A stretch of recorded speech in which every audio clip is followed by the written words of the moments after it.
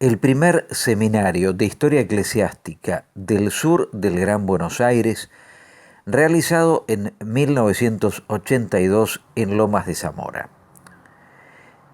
Permítanme expresar previamente unas palabras prologales para colocar en contexto aquella actividad a la cual voy a referirme en este trabajo.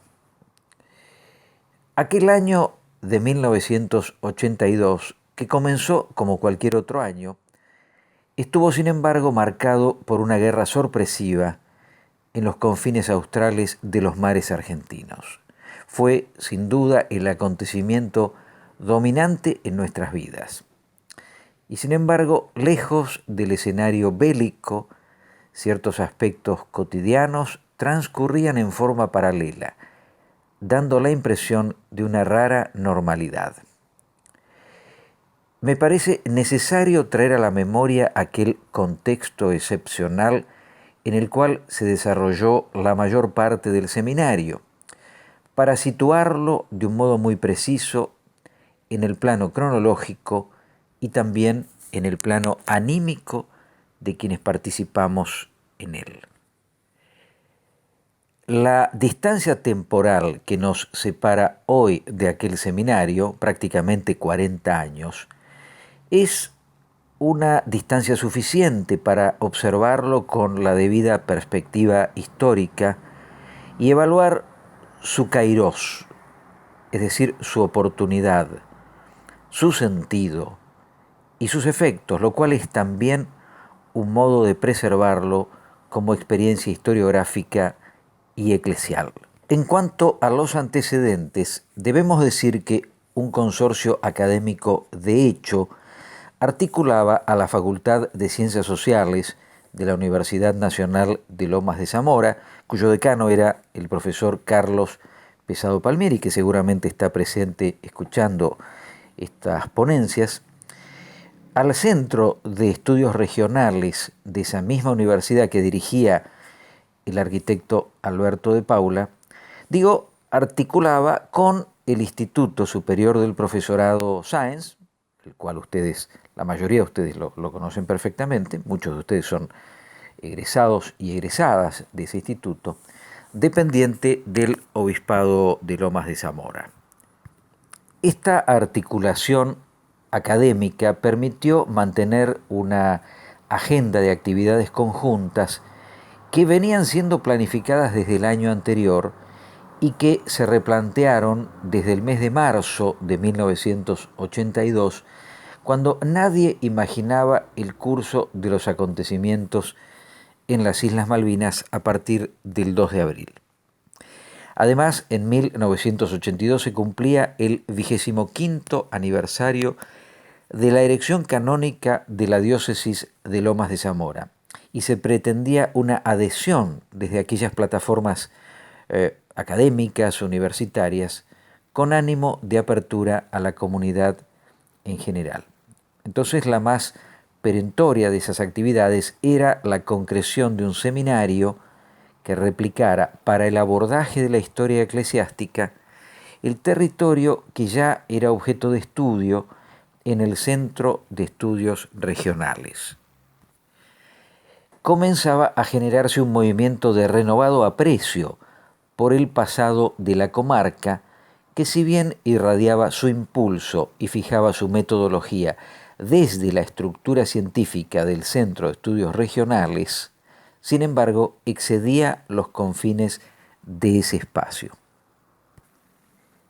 Por aquella misma época, en el seno del Centro de Estudios Regionales de la Universidad de Lomas de Zamora, ya se había constituido un equipo de investigación específicamente dedicado a los temas de historia eclesiástica. Siendo yo muy joven, tenía apenas 20 años, formé parte de aquel equipo. En mi caso, fui de alguna manera invitado a integrarme por Alberto de Paula y por Carlos Pesado Palmieri. Pero también se acercó el presbítero Roberto González Raeta, a quien acompañaban el doctor Ángel Calvo y las profesoras Gabriela Togneri y Claudia Dascanio. En cuanto a la organización y al programa del seminario de Historia Eclesiástica, se planificaron 11 encuentros. No todos tenían la misma jerarquía. 4 de ellos eran clases magistrales públicas, 7 fueron clases teórico-prácticas y hubo una jornada de exposición y discusión de los trabajos y las comunicaciones presentadas, que no fueron tantos como en rigor esperaba Alberto de Paula. Los encuentros se realizaron en el Instituto del Profesorado Sáenz, en la sede de la calle Boedo 555 de Lomas de Zamora, en ese auditorio pequeño que originalmente había sido el comedor de la escuela primaria. Y ocurrían los viernes a partir de las 19:30 horas, más el sábado de la jornada final de clausura del seminario. Para el dictado de las clases, ya fueran las clases magistrales o las teórico-prácticas, fue convocado un elenco de muy competentes profesores. Voy a nombrarlos, comenzando el viernes 30 de abril con el doctor Néstor Ausa, luego el profesor Claudio Maxud, el arquitecto Alberto de Paula, que dictó 3 clases, el presbítero Luis Fernández, el padre Hugo Orsi, el recordado padre Orsi, el presbítero Roberto González Raeta, el doctor Calvo, Monseñor Gerardo Farrell, Monseñor Agustín Casanova. Y el plus de la presencia de un invitado que no estaba en el programa, lo convocó de Paula para la jornada final, pero digo, un invitado que venía a representar esa figura del historiador protestante. Me estoy refiriendo al doctor y pastor bautista Arnoldo Canclini. Canclini y de Paula habían trabado amistad recientemente porque confluían con algunas investigaciones en temas patagónicos, aunque por caminos separados. La clase inaugural del seminario la tomó a su cargo el doctor Néstor Ausa. Como primer expositor, la presencia de Ausa fue un motivo de enorme expectativa porque yo diría que su figura por entonces recapitulaba esas notas del historiador confesional laico, con un prestigio que venía aureolado por la publicación de una obra sólida, vertebral, muy debatida, que fue Católicos y Liberales en la generación del 80. De algún modo, así como Ausa abrió el seminario, haciendo pandam con su conferencia, lo cerró de Paula, pero en esa misma jornada habló Canclini. Es decir, que el seminario ofreció una especie de balance al ser abierto por un historiador católico importante como era Ausa y al contar en el cierre con la figura de un historiador protestante también importante como era Canclini.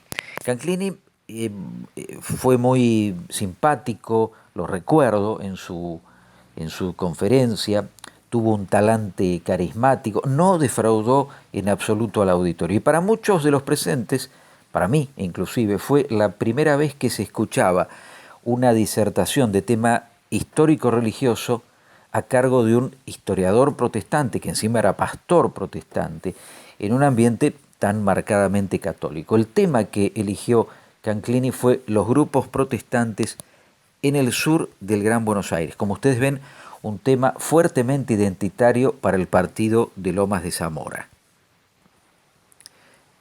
No podía faltar en aquel seminario la presencia sacerdotal de una figura tan respetada, tan conocida, tan requerida, tan querida, como fue el padre Hugo Orsi. Muchos de ustedes lo recuerdan, seguramente muchos de ustedes lo conocieron y lo trataron.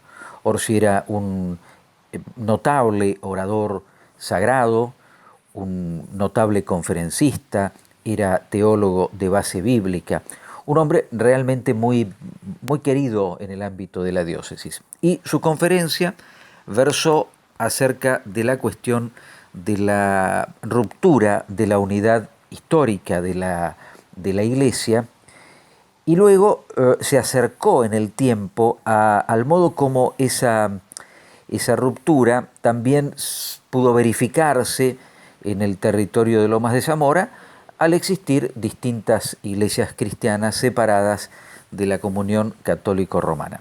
En el final, recuerdo que Orsi hizo un señalamiento de lo que a su juicio eran las dos notas identitarias que debían caracterizar al carisma de la diócesis de Lomas de Zamora. Por un lado, una marcada diversidad sociológica y por el otro, una marcada huella mariana dada por esa figura patronal histórica de la Virgen de la Paz.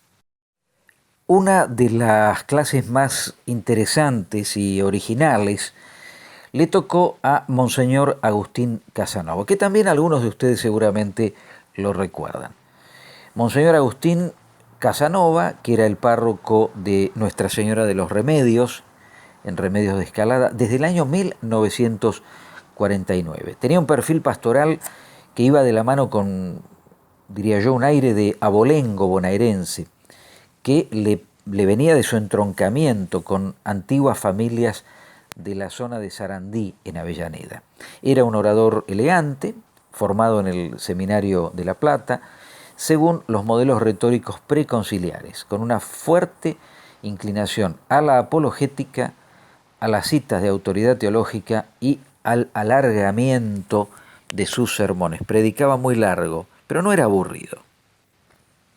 Entonces, para muchos oyentes de aquella tarde, fue una sorpresa el descubrir también en Monseñor Casanova a un cultor del relato histórico.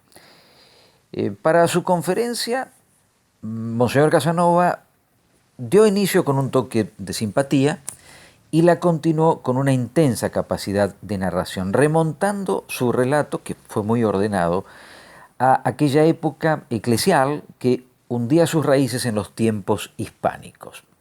De ahí que el comienzo de su clase no estuviera exento de un tono que podríamos llamar, en el mejor de los sentidos, tradicionalista, que le permitió rescatar valores precisamente tradicionales de la cultura argentina y bonaerense y enjuiciar críticamente los avances del laicismo secularizador que caracterizó a los tramos finales del siglo XIX. Hasta ahí llegaba su prefacio. Y en ese punto, el disertante se enfocó en una sucinta historia del movimiento social católico, pero localizado en Avellaneda, y su tensión con los grupos socialistas, anarquistas y masones. Yo creo que ahí estuvo la notoria originalidad del abordaje de Monseñor Casanova, que nos contó algo que no sabíamos. De alguna manera también ponía en contexto previo sus propias tensiones posteriores, siendo ya párroco de Escalada, con las fuerzas socialistas tan presentes en esa localidad, a las que él enfrentó desde el púlpito y desde las páginas del semanario El Carril, que fundó en 1950.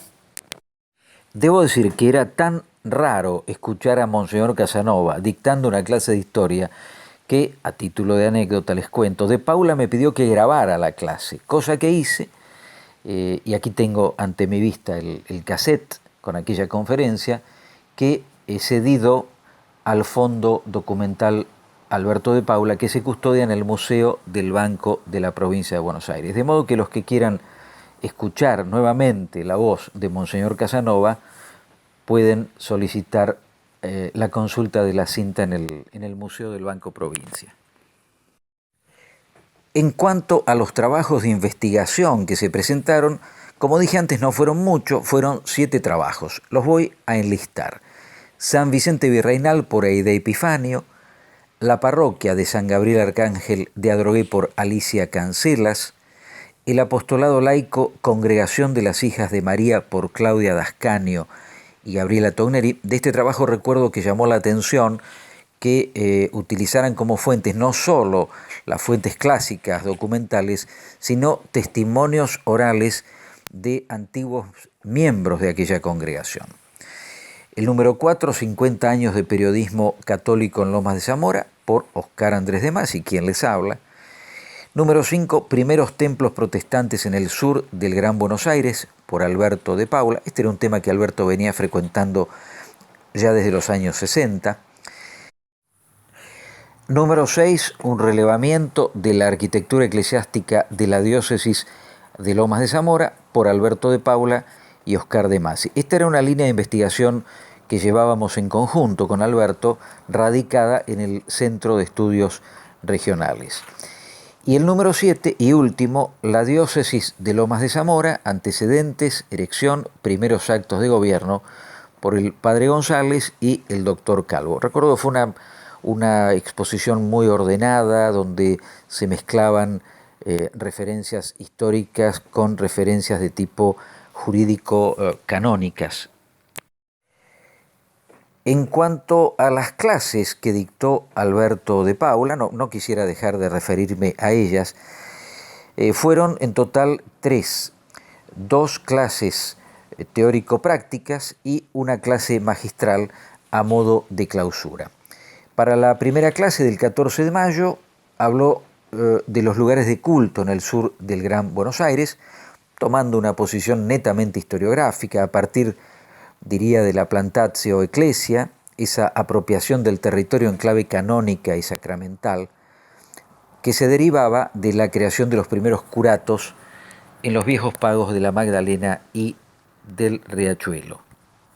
Luego, el 28 de mayo, habló de la arquitectura eclesiástica, refiriéndose a cuestiones de estética de la arquitectura, pero de los templos, en este caso, católicos romanos.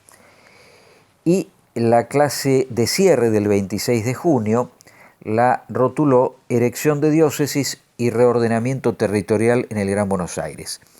Nuevamente el eje era el territorio, pero fíjense la palabra reordenamiento. Ahora ese territorio sometido a un nuevo corte temporal y al criterio de demarcación de jurisdicciones eclesiásticas, donde el rol ordenador no recaía ya en los curatos o parroquias, sino en las nuevas diócesis que van a desmembrarse del enorme territorio del Arzobispado de La Plata, merced a la bula pontificia Quando Quidem Adoranda del año 1957. Como complemento del seminario y una vez concluidas las sesiones académicas, se organizó en el Colegio de la Inmaculada Concepción de Lomas una exposición de arte religioso con numerosas piezas, imaginería, ornamentos, objetos litúrgicos, documentos antiguos provenientes, todos ellos en su mayoría, ya se imaginarán ustedes de dónde, del Museo Privado de Don Carlos Elías Duccini en Temperley. Fíjense el nombre que se le dio a la muestra, Patrimonio Cultural de la Diócesis de Lomas de Zamora. Ya ese nombre intentaba dejar la marca de esa disciplina de nuevo cuño, al menos para Lomas, que era el patrimonio cultural en sus expresiones tangibles. No se trataba simplemente de una muestra de objetos o de documentos exhibidos sin empatía, como piezas distantes, revestidas apenas con la pátina venerable de los años. Si le poníamos la etiqueta de patrimoniales, entonces interpelaban muy directamente a la comunidad. Para concluir, ¿qué significó aquel seminario puesto en su marco epocal? ¿A qué logros concretos condujo? ¿Qué lecciones nos dejó? Yo digo, fue entonces como una epifanía que vino a revelarnos un tesoro de memorias enraizadas en la fe de una comunidad y en la permanencia de un territorio como espacio habitado. Nos hizo sentir herederos de un legado de historia religiosa, antiguo, rico y diverso. Tuvo un carácter claramente pionero que despertó en la diócesis una mirada diferente de su pasado y que sembró la semilla de un interés renovado respecto de su patrimonio religioso. la presencia y el liderazgo de un investigador ya madurado, como era Alberto de Paula, que además era lomense, y además era creyente, y además era practicante, y además era católico, posibilitó un puente epistémico con la estructura científica del Centro de Estudios Regionales. Y en el plano institucional, el seminario determinó la creación por parte del obispo de Lomas de Zamora, Monseñor Desiderio Colino, del Instituto Histórico Diocesano. Y dado que ese instituto, que había sido creado por decreto episcopal, hasta donde tenemos memoria, no ha sido derogado por los sucesores del obispo que lo creó, quizá nuevas generaciones de laicos y religiosos inclinados al estudio de la historia eclesiástica podrían ser nuevamente convocados por la actual autoridad diocesana para recuperar aquella iniciativa y darle continuidad a aquel esfuerzo que tuvo en el seminario su punto de inflexión. Y tal vez en esta refundación posible aguarden su germinación las semillas que plantamos en 1982.